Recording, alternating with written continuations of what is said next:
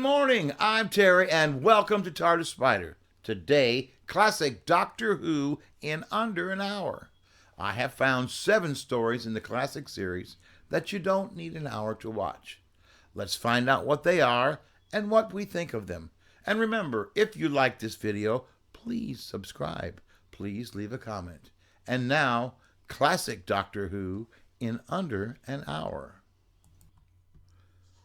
The final part of the story, The Trial of a Time Lord, is The Ultimate Foe.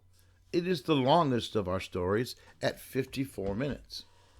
The Doctor is on trial for his life, plucked out of time and space by the Time Lords. He is charged with transgressing the first law of time. He must defend himself against prosecution led by the sinister Valeyard. The Doctor has tried to prove his innocence, but the Valeyard is certain of his guilt and will stop at nothing to carry out his sentence of death. But there is a surprise witness waiting in the wings, one who knows the truth. With the trial in disarray, the Doctor flees into the Matrix to confront his enemy and into a nightmarish world of torture and punishment. Trapped within, he will have to fight for his life against the ultimate foe. Now, revisiting the surreal matrix of the deadly assassin is a good idea, but the Dickensian setting is limiting, and the minuscule cast gives the impression that the money has rung out. The ending is chaotic and confused. It only takes 50 minutes to solve the mystery of the King's Deamons. England, March 1215. King John is visiting the castle of Sir Randolph Fitzwilliam. The arrival of the TARDIS disturbs a joust, but the Doctor and his companions are proclaimed to be friendly demons by the king, who seems strangely interested in their blue engine. It soon becomes clear that neither King John or his champion, Sir Giles Estrom, are who they pretend to be. One of the Doctor's oldest and deadliest enemies threatens the future of democracy on Earth, and he must be stopped. This story will give us the debut of the robot chameleon. But sadly, it is a pedestrian effort that can't even sustain itself for 2 parts. At 47 minutes, it's the edge of destruction. An explosion aboard the TARDIS triggers irrational feelings of aggression, paranoia, and despair. This unusual 2-parter, featuring only the 4 regular cast members and the TARDIS interior, was written to offset overspends on the previous stories, and to introduce a sideways narrative instead of a past or future, and to complete the series' probationary run of 13 episodes. With strong imagery but a weak plot, it's sometimes painfully slow, although there are some exquisite moments of psychological horror. In 49 minutes, you can watch The Rescue. When the TARDIS lands on the supposedly peaceful planet of Dido, the Doctor, Barbara, and Ian discover a crashed spaceship, the only survivors having been murdered by natives, apart from a young orphan girl and a paralyzed man. Who is the strange creature Coquillion that they fear, and will they remain safe long enough to be rescued?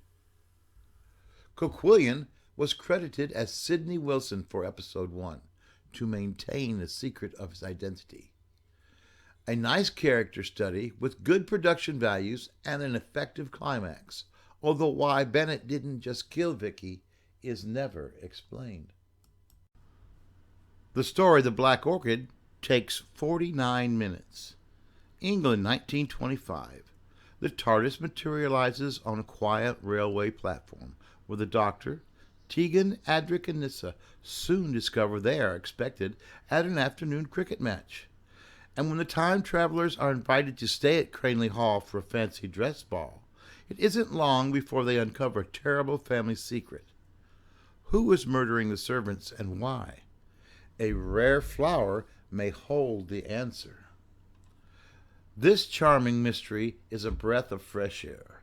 The studio sets are sumptuous, and there is a plethora of small, beautiful moments. If you have 50 minutes, you can watch The Sontaran Experiment.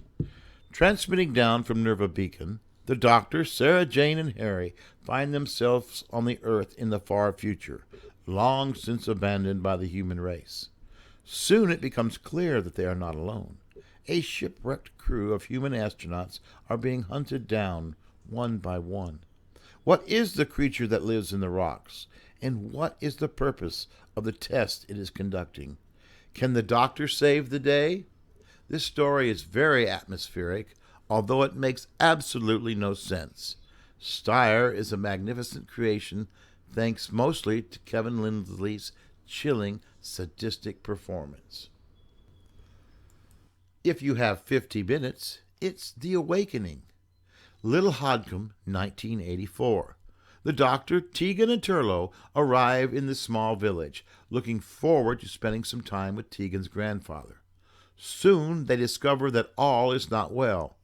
Tegan's grandfather is missing, and the locals are reenacting dangerous war games from 1643. With the past mixed up with the present, can the Doctor stop the games before an evil entity hidden in the village church awakens? This story was filmed in 3 different villages. A beheading scene was slightly trimmed prior to transmission, and a brief scene featuring Chameleon was edited out. Peter Davidson was given a new, slightly altered costume. This atmospheric little gem with a creepy central premise was directed by Michael Owen Morris. And this week for a recommendation, go out and do something. Next Saturday, I will be attending a Doctor Who event at the Foley Public Library. But don't just do things like that. Go to a movie. Go out to dinner. Go shopping. It's time to start living again. Make sure you feel safe. Wear a mask if you think you need to. Get your shots. But it's time to go out and live again. So enjoy your journey through time and space. And please do not ever forget, a child cannot have a favorite book if they do not have one. Give a child a book today.